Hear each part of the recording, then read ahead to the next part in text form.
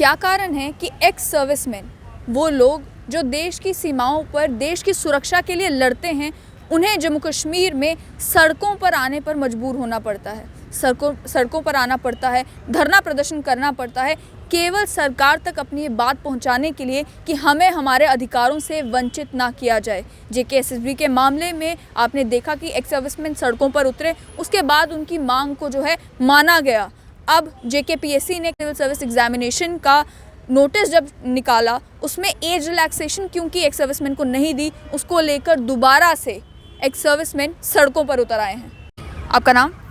Good afternoon ma'am, मेरा नाम सूरज प्रकाश सिंह है। आप मुझे पहले बताएं कि एक्स सर्विसमैन को लेकर पहले जेकेएसएसबी के साथ मसला बना था, वो तो रिजॉल्व हो गया, अब ये नया क्या मसला बना है?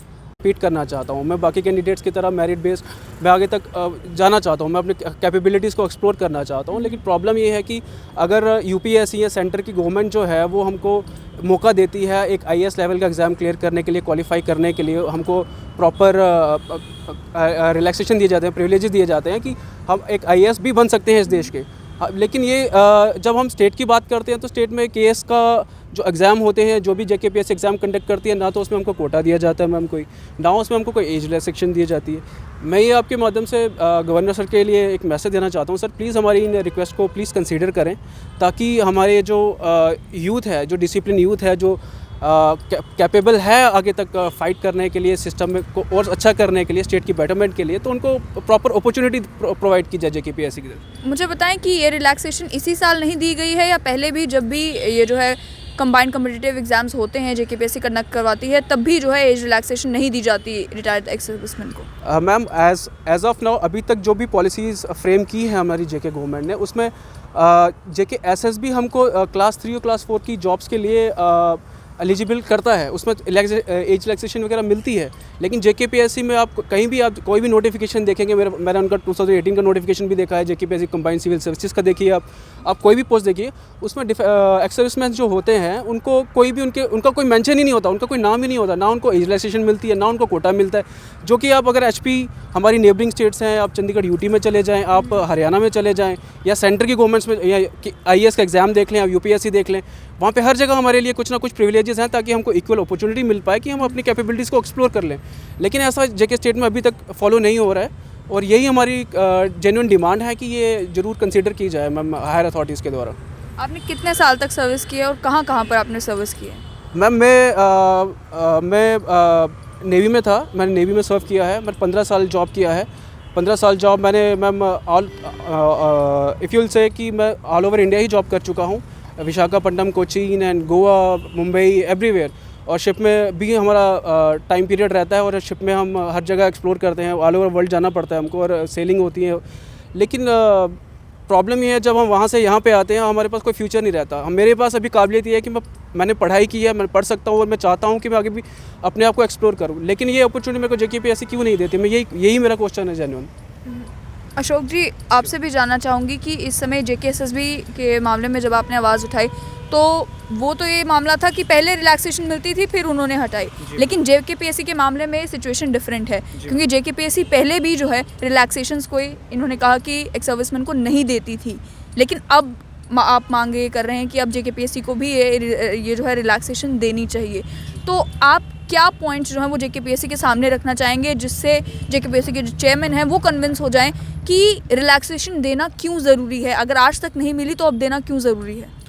सबसे पहले पल्लवी मैम, मैं आपका धन्यवाद करना चाहता हूँ और स्टेट लाइन का, कि आपके लाखों दर्शक जो हैं वो इस चैनल को देखते हैं, और आपके माध्यम से हमारी दबी हुई आवाज़ सरकार और आपके हज़ारों लाखों दर्शकों तक ये आवाज़ जाती है। आपने जैसे पूछा कि जेकेएसएसबी रिलैक्सेशन क्यों नहीं दे रही है, तो यहाँ पे मैम जब ये स्टेट थी, जेकेपीएससी जब स्टेट थी, तो उस समय 2018 में एक एसआरओ था जनरल एडमिनिस्ट्रेटिव डिपार्टमेंट का 103 2018, जिसके बीच में जितनी भी कैटेगरीज हैं यहाँ पे, एससी, एसटी, आरबीए, अदर्स जितनी भी कैटेगरी हैं, उन सबको, इवन के जो फिजिकल चैलेंज पर्सनस हैं उनके लिए भी रिजर्वेशन यहाँ पे है, एज रिलैक्सेशन भी है। लेकिन इंटेंशनली उसमें एक्स सर्विसमैन को नहीं रखा जाता है, क्योंकि यहाँ पॉलिटिकल पार्टीज़ जो थी, मैं हमेशा ही कहता आया कि कहीं ना कहीं कश्मीर बेस्ड थी, और पॉलिटिकल पार्टियों का एक वोट बैंक रहता है। उनको ये लगता है कि जम्मू में एक्स सर्विसमैन ज़्यादा है। इस समय जम्मू कश्मीर में 1,24,000 एक्स सर्विसमैन है, 2 लाख से ज़्यादा सर्विंग सोल्जर हैं, उसके फैमिली और उनके परिवार हैं। अगर हम ये सारा देखें तो इन सबको मिला के 5 लाख के आसपास जम्मू कश्मीर में एक्स सर्विसमैन का वोट है। मतलब फौजियों के वोट हैं, लेकिन वो सब कश्मीर बेस्ड पॉलिटिकल पार्टियों को ये लगता था कि वो जम्मू में हैं और उनके चलते वो एक्स सर्विसमैनों को बेनिफिट नहीं देना चाहते थे। लेकिन जैसे ही अब यूटी बनी, पोस्ट यूटी के बाद हमें इन चीज़ों की उम्मीदें बढ़ गई, क्योंकि जो नेशनलिस्ट लोग थे, जो आर्मी, एयरफोर्स, नेवी उसमें जॉब करते थे, हमें उम्मीद हुई कि यूटी बनने के बाद अब हमें एज रिलैक्सेशन भी दी जाएगी और रिजर्वेशन भी दी जाएगी, जिस प्रकार से हमारी दूसरी नेबरिंग स्टेटों में दिया जाता है। हिमाचल में 15% class A, B, C, D सब में दी जाती है। इसी प्रकार से हरियाणा, चंडीगढ़ यूटी है, वहाँ पे दी जाती है। हमारी राजस्थान, जितनी भी नज़दीक की पड़ोसी स्टेट हैं, इनके साथ हमारा रहन सहन, उठना बैठना सब चीज़ें मिलती हैं। लेकिन यूटी बनने के बाद भी हमें वो नहीं दी गई, क्योंकि पहले तो हमारी मांग को कोई सुनता ही नहीं था, कहीं आवाज़ को पहुँचाया भी नहीं जाता था और दबा दिया जाता था हमें। लेकिन अब हमें लगता है कि हमारी मांगों को इस समय जो है एलजी यहाँ पे रूल कर रहे हैं, तो कहीं ना कहीं हमारी मांग को सुना जाएगा और यूटी के हिसाब से या नज़दीक के जो स्टेट हैं उनके हिसाब से हमें भी एज रिलैक्सेशन और रिजर्वेशन सभी क्लासेस में दी जाए, ए, बी, सी और डी में। अशोक जी, इस मामले में क्या आपने लेफ्टिनेंट गवर्नर मनोज सिन्हा के सामने कोई रिप्रेजेंटेशन दी है? क्योंकि पहले जो है इन कंबाइंड कॉम्पिटिटिव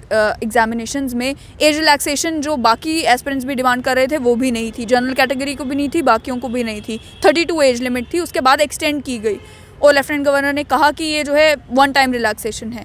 आपसे जानना चाहूँगी कि क्या आप भी कोई रिप्रेजेंटेशन लेकर गए कि अब अगर उन्हें एज रिलैक्सेशन दी जा रही है, जो रिटायर्ड सर्विसमैन हैं उन्हें भी कम से कम कोई ना कोई रिलैक्सेशन इस तरीके की दी जाए, और वन टाइम नहीं, क्योंकि आज से पहले कभी नहीं मिली तो आने वाले सालों के लिए रिलैक्सेशन दी जाए। क्या आपने कोई रिप्रेजेंटेशन दी? मैम, मैं आपको सबसे पहले कहूँ कि हमने एक नहीं, कम से कम 50 से ज़्यादा रिप्रेजेंटेशंस हमने ऑनलाइन जो हैं वो ऑनलाइन पोर्टल पे, गवर्नर साहब के पोर्टल पे चढ़ाई हैं।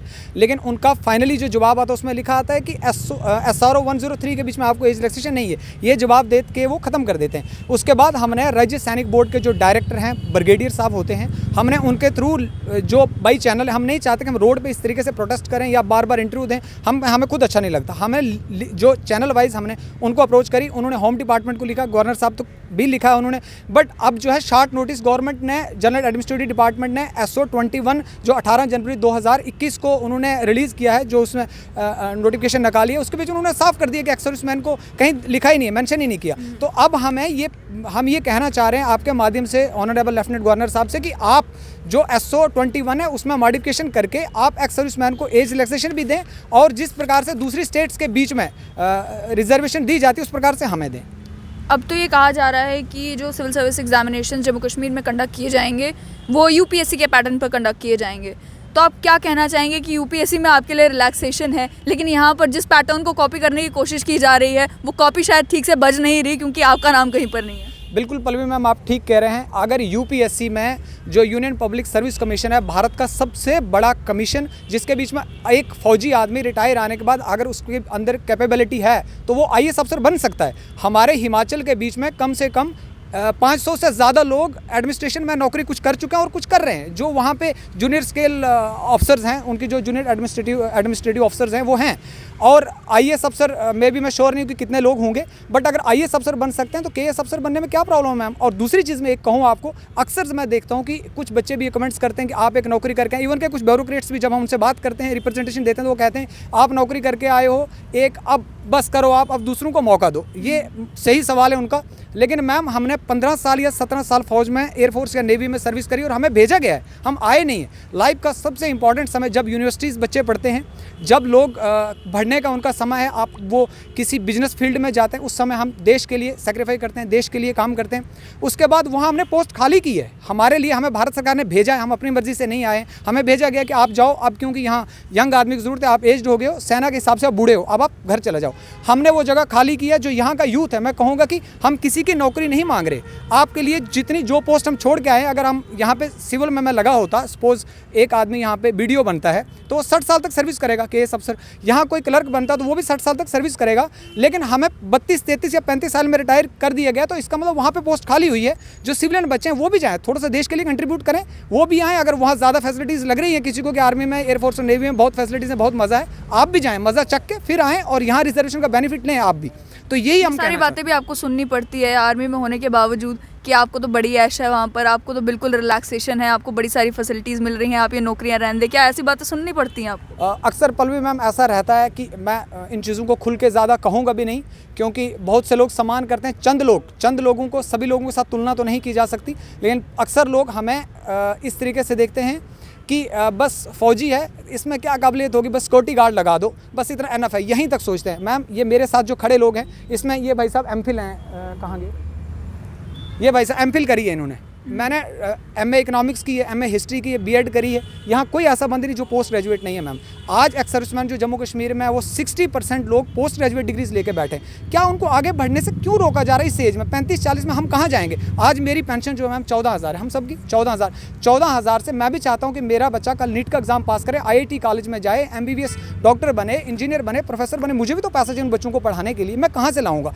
आज की डेट में हम लोग ना तो रोड के ऊपर मजदूरी कर सकते हैं, गंती बेलचा हमारे से नहीं चलाया जाएगा। 60,000 सैलरी लेने वाले आदमी को सडनली आप 14,000 पे ले आते हो, उसके लिए बहुत मुश्किल हो जाता है। एक 10,000 वाले को 14 या 15,000 बढ़ाया जाता है ना मैम, उसके लिए ठीक है क्योंकि उसका सर्वाइव हो जाता है, लेकिन 60,000 से उसका जो स्टैंडर्ड ऑफ लिविंग और उसकी जो परचेजिंग पावर है सडनली जब आप गिरा देते हो तो आदमी बहुत बुरे तरीके से टूट जाता है। हम एक ही आपके माध्यम से ऑनरेबल लेफ्टिनेंट गवर्नर साहब से ये मांग करना चाहते हैं कि जिस प्रकार से नेबरिंग स्टेट्स के बीच में रिजर्वेशन दी जाती है, एज रिलैक्सेशन दी जाती है, वहाँ पे जिस प्रकार से कोटा 10% 20% दिया जाता है, उसी प्रकार से जम्मू कश्मीर में दिया जाए।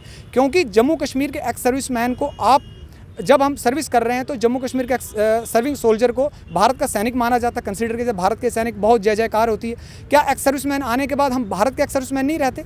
क्यों हमारे साथ एक सुतीली माँ का व्यवहार क्यों होता है? क्योंकि हम ऐसा कुछ नहीं मांग रहे हैं कि जो ऐसी चीज़ हटके है कि वो गवर्नमेंट के लिए पॉसिबल नहीं है या इन जेन्युइन डिमांड्स है हमारी, हम कुछ एक्स्ट्रा नहीं मांग रहे। वो कह रहे हैं कि जो दूसरी स्टेट्स में जो एक एक्स सर्विसमैन को, एक फौजी को सम्मान दिया जाता है, वही सम्मान जम्मू कश्मीर में भी दिया जाए। उसके बाद दूसरा मैं कहूँगा मैम कि यहाँ पे जम्मू कश्मीर में एक जो पुलिस की रिक्रूटमेंट रहती है, पुलिस में जो सिपाही भर्ती होते हैं, कांस्टेबल भर्ती होते हैं, एक्स सर्विसमैन को रिलैक्सेशन दी जाती है, एज रिलैक्सेशन दी जाती है up to the age of 48 years. दूसरी तरफ उनको कोटा भी दिया जाता है 6% हॉरिजॉन्टल रिजर्वेशन। और यहाँ पे क्या है कि आपका फिजिकल स्टैंडर्ड 2 होते हैं मैम, जब किसी की रिक्रूटमेंट होती है आर्मी, एयरफोर्स, नेवी या जो पुलिस, पैरामिलिट्री, इनमें तो उसमें 2 रहते हैं, एक है फिजिकल एफिशिएंसी टेस्ट और फिजिकल स्टैंडर्ड टेस्ट।